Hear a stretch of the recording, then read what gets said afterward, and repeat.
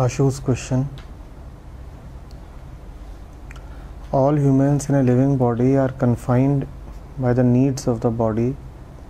Isn't it then too much to ask for unconditional love? For those who hurt you when actually you are deeply affected by that hurt. How can practically one take all the hurt, criticism, pain from others and yet love them unconditionally? Can this be real and achievable?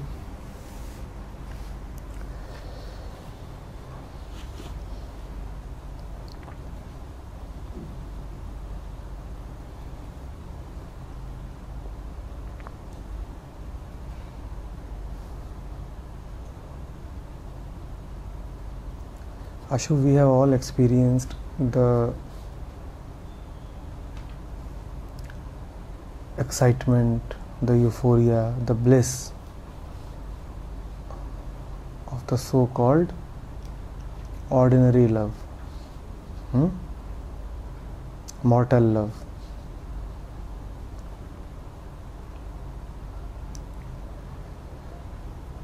Ishq-e majazi.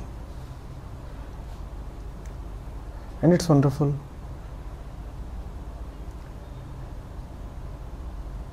It's just that it depends on somebody for its being. It has a particular reason for its existence. That reason most often is one particular person. There is a particular person in life, and usually of the opposite gender. So there is one particular person, and the presence of that person has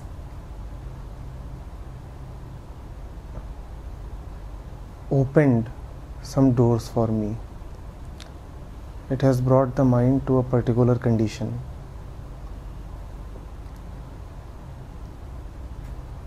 That is our ordinary love, what we call as conditional love. What then is unconditional love? Unconditional love is get into the same state of mind, the same euphoria, the same excitement, the same bliss, even more intense. Experience them even more intensely, but without a reason.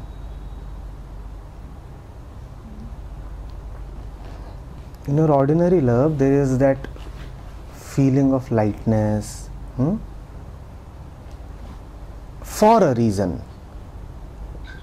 And because there is a reason, the reason can be taken away. So consequently, there would always be fear associated with that. The feeling can never go very deep. You would experience bliss accompanied by fear. So things will be superficial. There would be boundaries.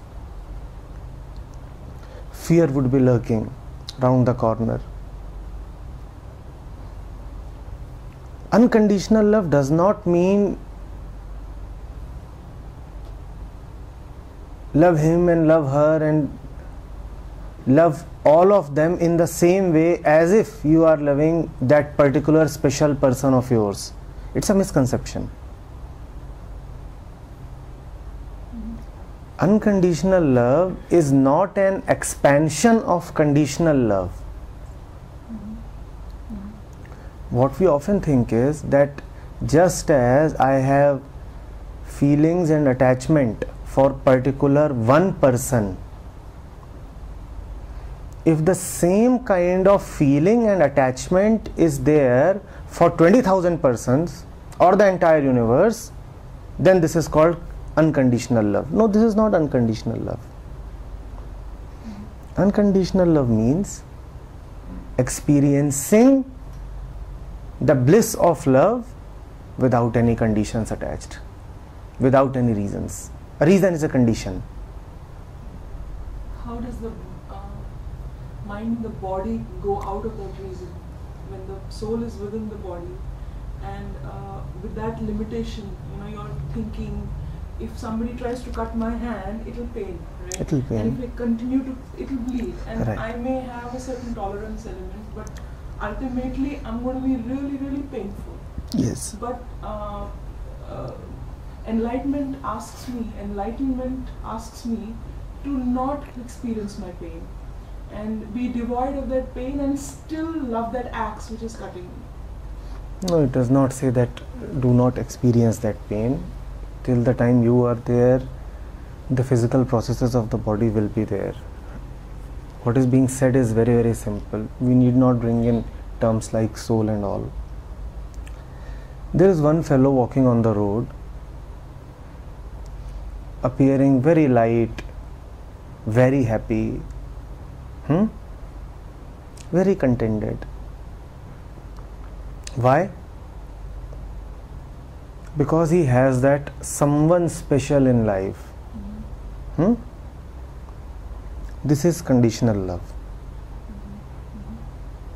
And on the same road, you have another fellow walking who is equally happy, probably even happier. His happiness is more intense, it is joy. Very light-hearted, very contented, but without any reason. The first fellow has a reason. What is the reason? I just got my girlfriend. The second fellow has no reason, yet he is experiencing the ecstasy of love. This is unconditional love. When you say how, then you are Maybe asking, he knows something more. that's the key word. Does he know something more? When you are asking how, what you are saying is, this unconditional love, this state of the second person, is a thing of achievement. So one can go out and achieve it, and how pertains to the method of achieving it. You are asking for that. The state of the second person is not a state to be achieved. It is just a clean slate. This feeling of ecstasy, this love, it is our natural state. So there is no question of achieving it. One does not achieve it. You can work hard to obfuscate it, to spoil it, to cover it, to run away from it, but you cannot achieve it. So all hows will only spoil the state. When you say how to achieve, you would do something to achieve, and you would find a reason, and that reason would again be something to do with an object. Get money, get a particular person, get respect, something. How will pertain to that? I want to ask something.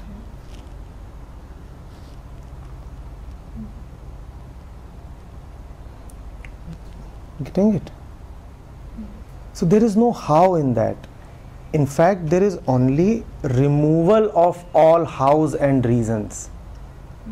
You said, does the second person know something more?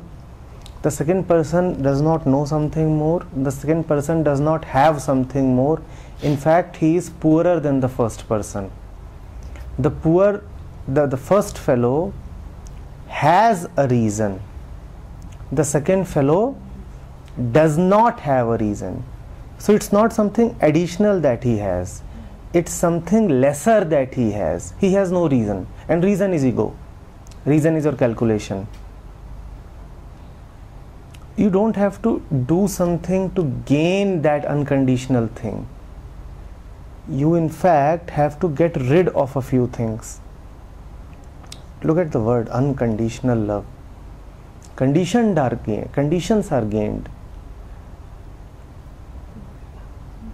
What do? We gain conditions. What is meant by gaining conditions? We apply conditions. We say, I will not allow myself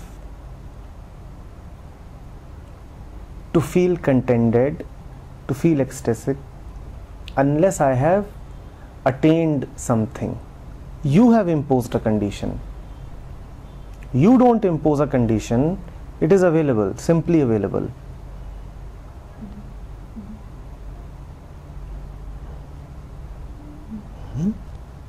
So,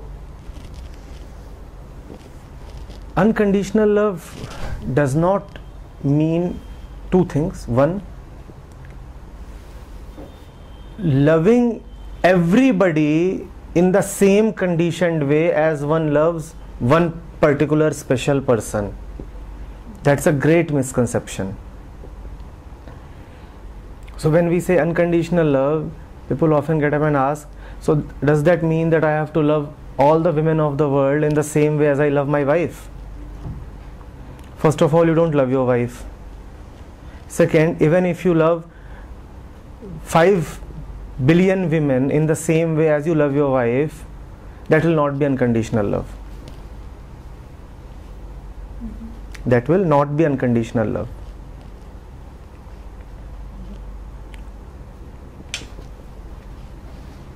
Let's say you are already in a relationship, right? We always give ourselves a name.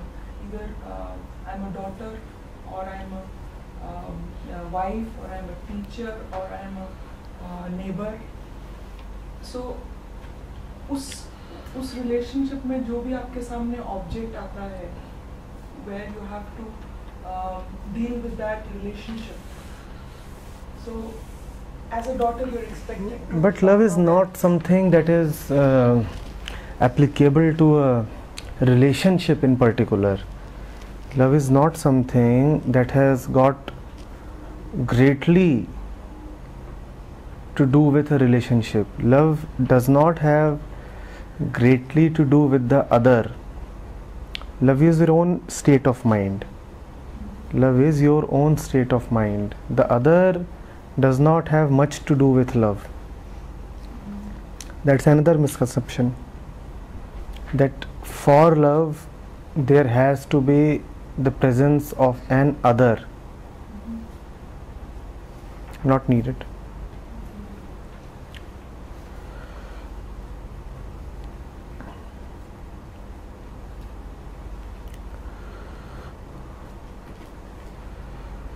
Love is essentially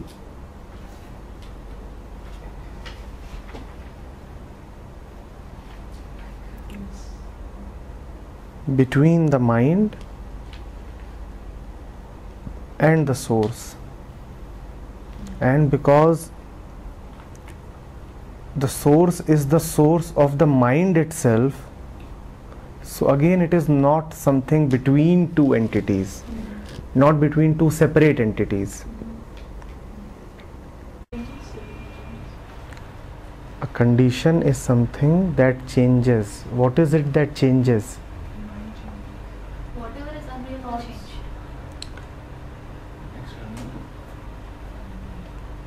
Whatever is in the world will change. Whatever is in time and space will change. So what is meant by unconditional? It is beyond the time and space.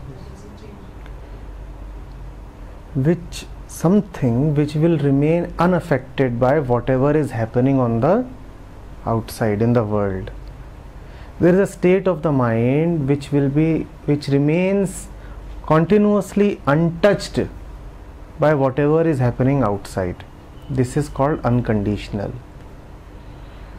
It doesn't matter what is happening here, there, with that person, in the future, in the past, today, tomorrow. I have a particular state of mind that does not change, and that is called the unconditional state.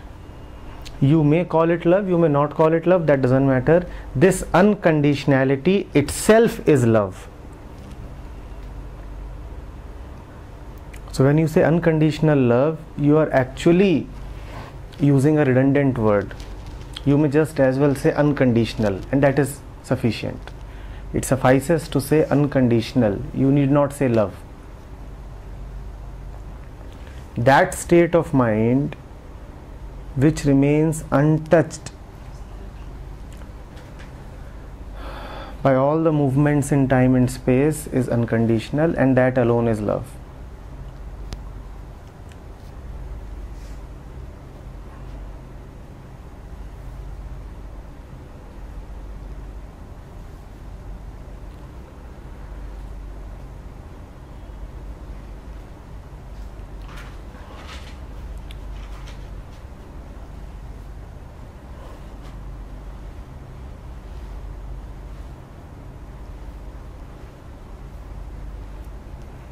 So, contrary to what we usually assume, that love is about reaching out to the other, unconditional love is actually not about reaching out to one or thousands or the entire universe. Unconditional love is actually a movement within.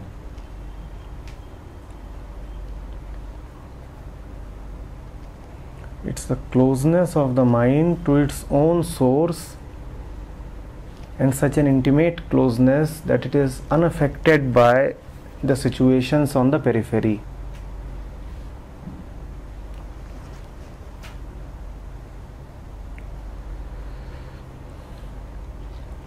We will not use sentences or phrases like I love you unconditionally. No. You do not love a person unconditionally.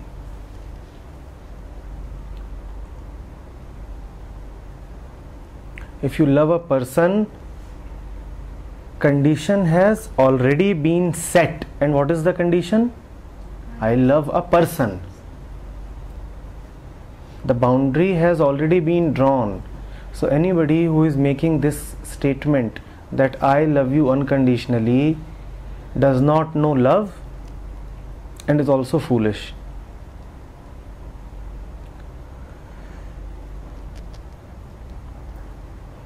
Are you getting it?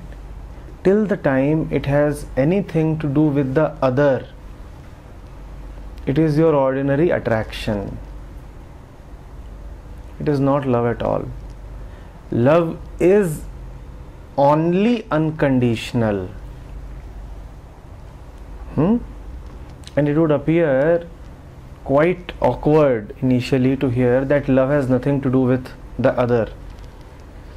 You would feel like asking, then whom are we loving? Well, nobody, because love is not at all about anybody else. Love is primarily your own mind. A mind that is in close contact, in intimacy with its own source, is a loving mind. And that is why it is unconditional, because when the mind is in contact with its own source, then whatever is happening on the periphery, all the conditions that are continuously changing on the periphery, they do not affect the mind, and hence it is called unconditional love.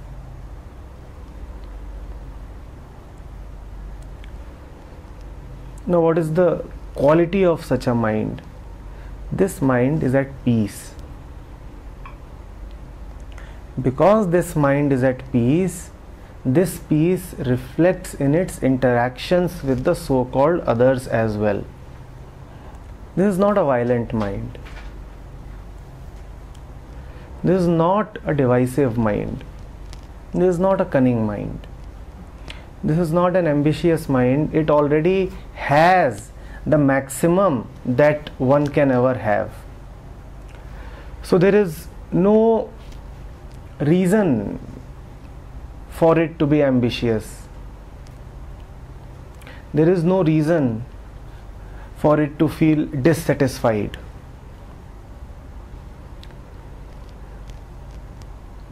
When the maximum, the ultimate, is so readily available, then there is no reason for this mind to devise methods and schemes.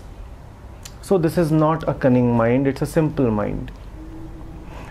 This simplicity, this peace, this lack of ambition, this tendency to generously give and distribute, this shows in the interactions of this mind with the entire world. But these interactions, please remember, are not primary. These are mere symbols. You cannot say that anybody who displays these symbols is a loving mind. The primary thing is the closeness of the mind to its source. When that happens, then all these symbols, signs, characteristics, symptoms, they start showing up. Generosity does not come from nowhere. Generosity comes when you are feeling full. And that feeling of fullness comes only when you have the ultimate in your back pocket. So I can now distribute. And distribute without thinking that I would be lessened. This is unconditional love. I can distribute, I can give without thinking that anything can be reduced from me. This is unconditional love. But remember, before you come to the feeling of distribution, you first have to come to the stage where you clearly see, where the mind clearly sees that it has attained. There can be no generosity without attainment. So what is primary? The attainment. The generosity is secondary. We often do not have anything but try to be generous. Such generosity is superficial. It is intended just to have a particular image, to deceive others and sometimes ourselves. How can one know that they have attained? You will feel like giving. How does one know that the plant is healthy? By the look of the leaf. If one feels that he has not attained, then Yes. what should they do? Or They should stop doing whatever they are doing. If you feel you have not attained, it is purely by the virtue of what you are doing. Is the universe intent upon keeping you deprived? Then what has brought you to a stage where you feel that you have not attained? Your own actions, your own beliefs, give them up. Stop doing what you are doing. You don't need to do anything extra. You are already doing so much. I'm not clear on when you say that stop doing everything. You were not born poor, right? We earn poverty. We earn all kind of diseases. So stop earning. I'm not saying go on a reverse process. You don't even need to go on any kind of process, because whatsoever process you will follow will ultimately be your process. Don't follow any process. Just humbly accept for once that whatever I will do will be rotten. So cease doing. Stop doing. That is all that is needed. And you will stop doing only when you really, really feel the need to be peaceful. How is it possible to not do anything? It is not at all possible till you have great belief in your capability. Till the point you keep believing that I can do something, you will surely keep doing something. It's only when you see the utter stupidity of all your action and effort that all your action will cease. Till the time you don't come to that point where you realize that whatever I do takes me 2 steps behind, you will not stop doing. You see, people ask questions. One question has come up today as well, that is it possible to understand something and yet not accept? All these are deceptive questions. It's just that you are still greatly excited by your own caliber. You still want to do this and that. You simply don't want to surrender. That's it. There is no great complexity in your question. It's just that your arrogant ego is still standing. You have a firm belief that I am somebody. I'll go out and prove myself. Who says that I cannot achieve anything? I've already achieved so much. I'm educated, I'm earning, I'm doing this, I'm doing that. I have a mind, it does this, it does that. Deep within, that belief is holding up. That's it, nothing else. You don't want it. Don't ask questions that, I have understood but I'm not accepting. You don't want to accept. That's it, simple, full stop. You have no intention to accept. So when you have no intention to accept, then asking this kind of a question is pointless. Why am I unable to open my fist? Why am I unable to open? Who is keeping it closed? You are keeping it closed because you have belief in your power and your might. Go ahead, keep believing.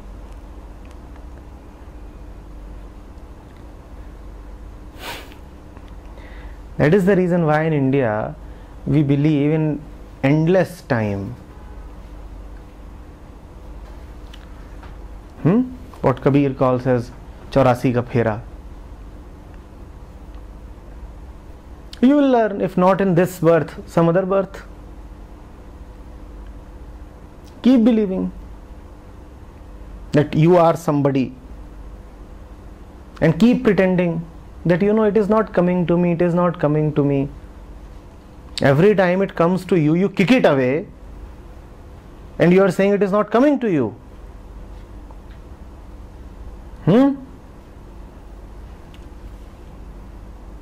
Do you have any intention of welcoming it when it comes? It has come to you 1,000 times. Every time you have turned it back.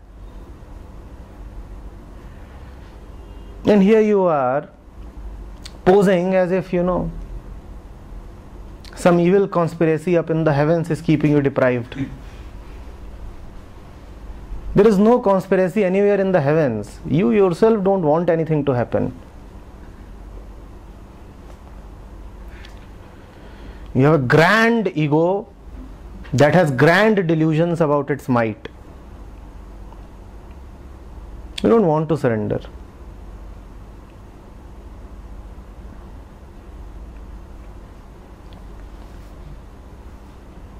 You have great faith in your own capability and cunningness. I will get it done. I know the ways and tricks. Try. If you will not try, then how will we have all the fun? How will we have all the fun?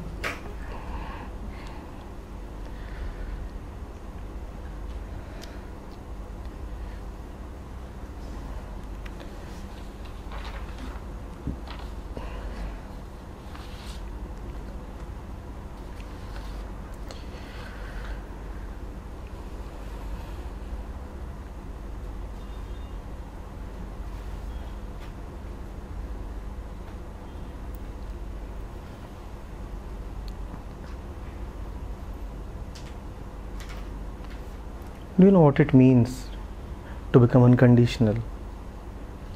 It means becoming like the trees and the river.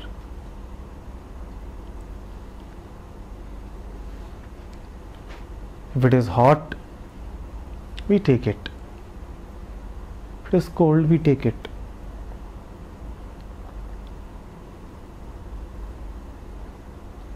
From somewhere, a lot of stuff comes, we take it. From somewhere, nothing comes, we take it.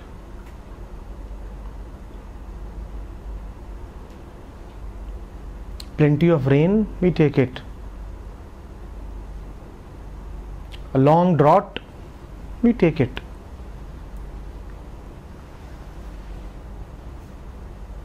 And for not a moment does my faith quiver.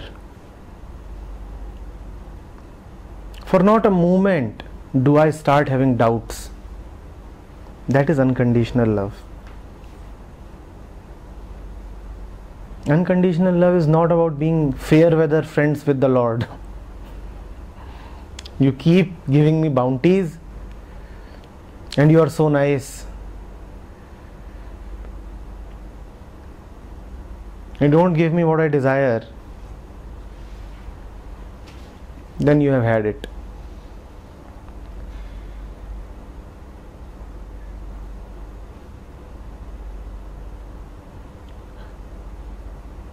One of the most important reasons, why people change religions.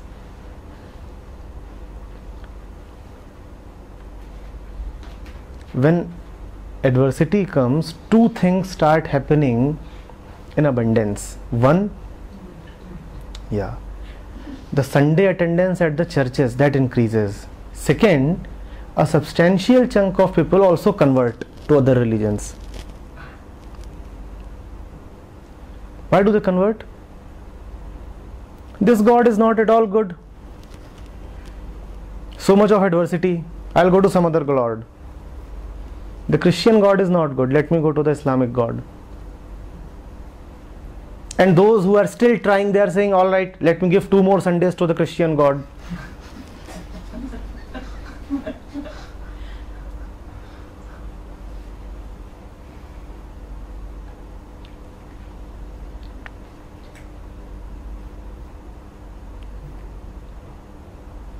This is not unconditional love.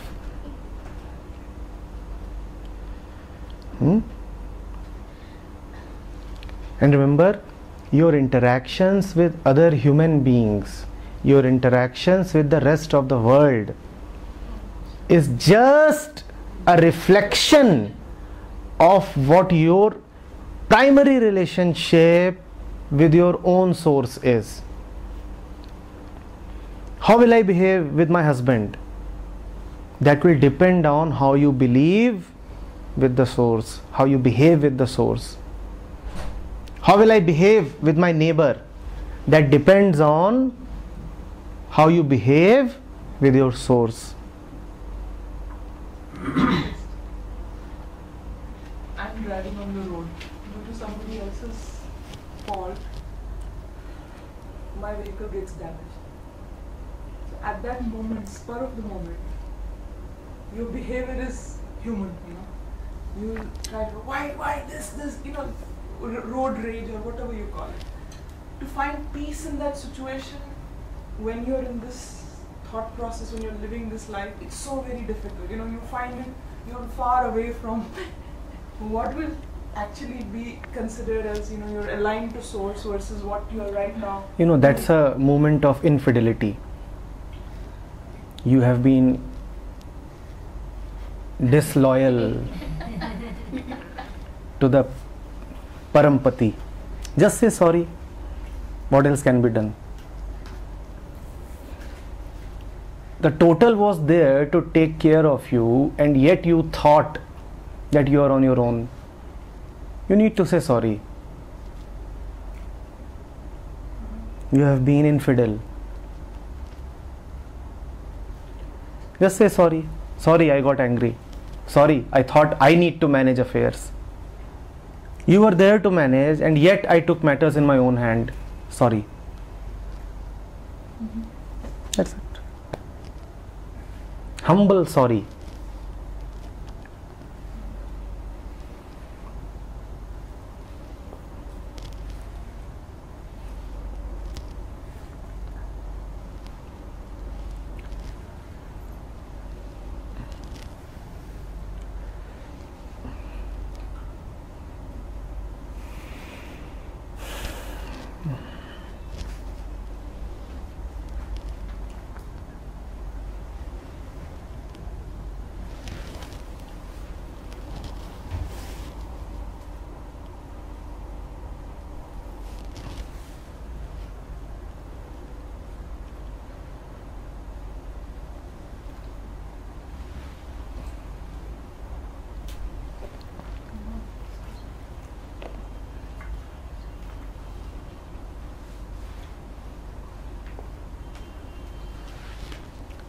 Please remember this very clearly. If you have no inner connectedness with your own essence, you cannot love anybody else. You will be a very, very unloving and violent being.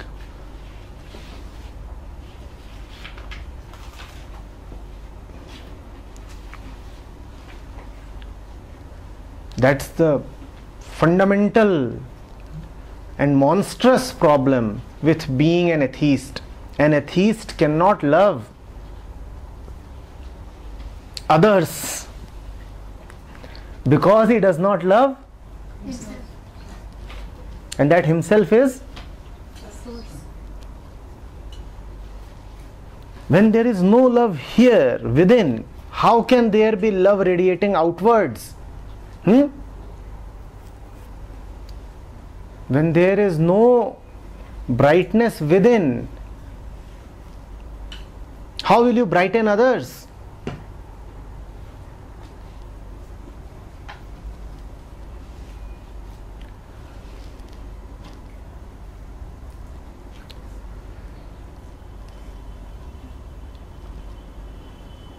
You have babies, you have families, you have fathers and mothers and wives and husbands, and you want good relationships with them, right? Remember, you can never directly have good relationships with them.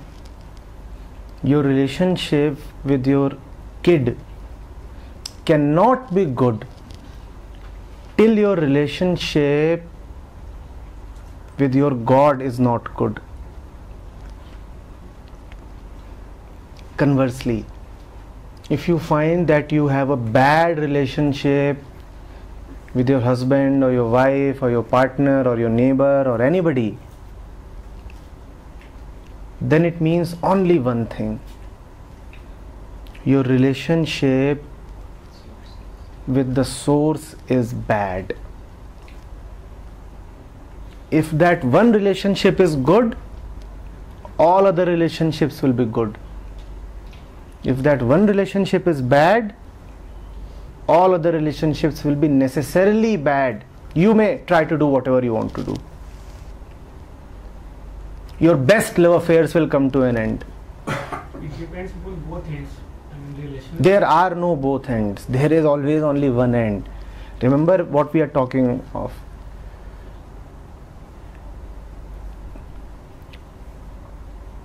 We are saying that love is not object dependent. When you say both ends, you are saying I am depending upon the object. I am depending upon her feeling towards me. And this itself is a huge condition. My feeling towards you will depend on. So you have the power to spoil my mood then. Now the world has gained control of you. Now the world has become your master.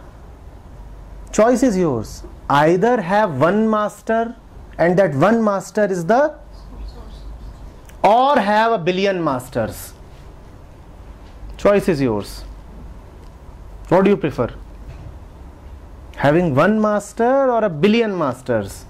Depends on you. And if you don't have loyalty to that one master, you will be condemned to have a billion masters. Everything will have the power to lead you astray. Anybody will come and influence you. And if anybody can influence you, that is a sure enough proof that you don't love that one master.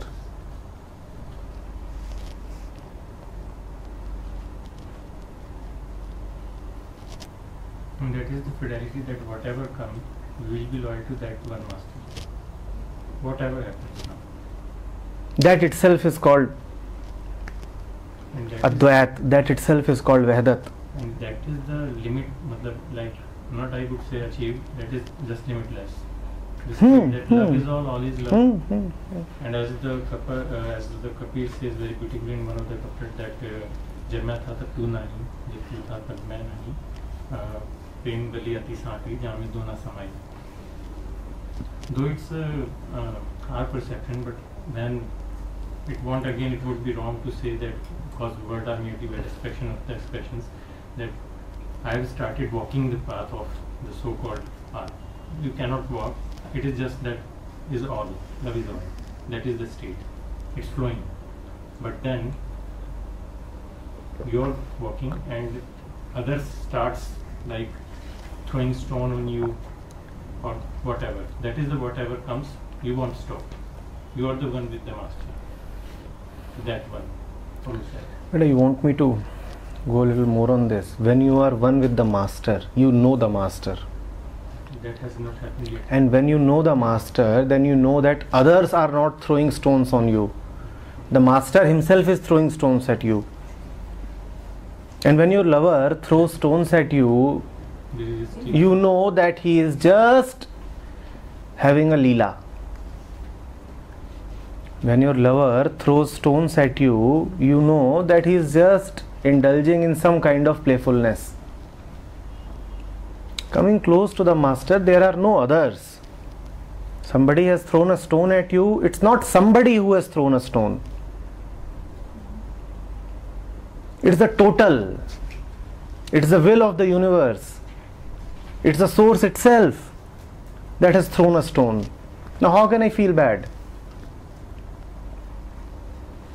That does not mean that you will not respond appropriately. You will respond appropriately. But that primary relationship will not be strained. You will not immediately become an infidel. The peace will not be disturbed. The peace, that intrinsic peace will not be disturbed. Come what may. That is unconditional love. My intrinsic peace is never disturbed, come what may.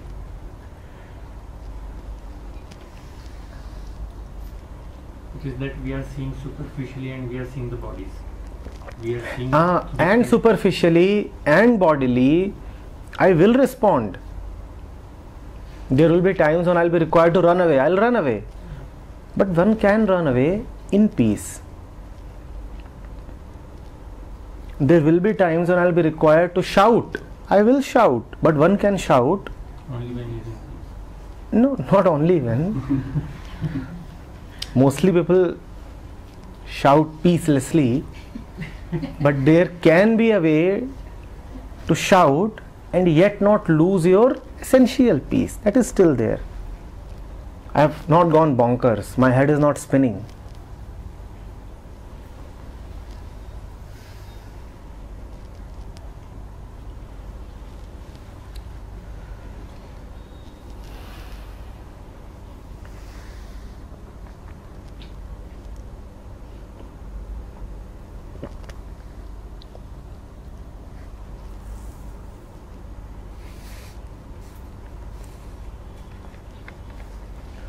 You just said that the superficial generosity that I am giving could be there, but that doesn't mean that the relationship with the source is already there. This superficial generosity, will this not have a limitation to itself after some time, because there will be fear behind it? You will give and count. You will give and count. How much have I given? And how much am I receiving back?